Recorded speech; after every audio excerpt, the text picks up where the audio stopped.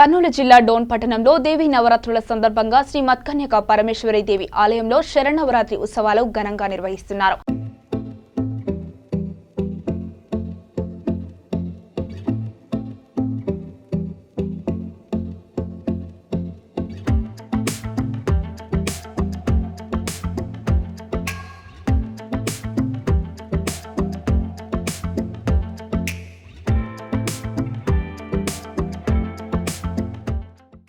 ఈ నెల 29వ తేదీ నుంచి అక్టోబర్ 8వ తేదీ వరకు ఉత్సవాలు జరుగుతాయి.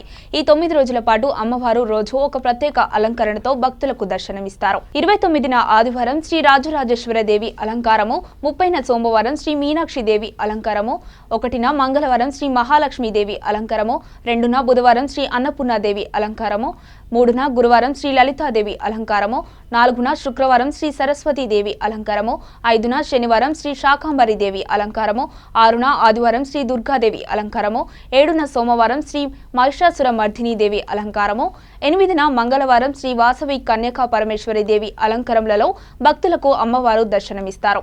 ప్రతిరోజు ఉదయం అమ్మవారికి పంచామృత అభిషేకాలు, ప్రత్యేక పూజలు, కుంకుమార్చన, పల్లకీ సేవ, హోమం, మధ్యాహ్నం 12 గంటలకు మహా మంగళహారతి, భక్తులకు అన్నదాన కార్యక్రమాలు జరుగును. కావున భక్తులందరూ ఈ నవరాత్రి ఉత్సవాలలో పాల్గొని అమ్మవారి కృపకు పాత్రులు కాగలరని తెలిపారు.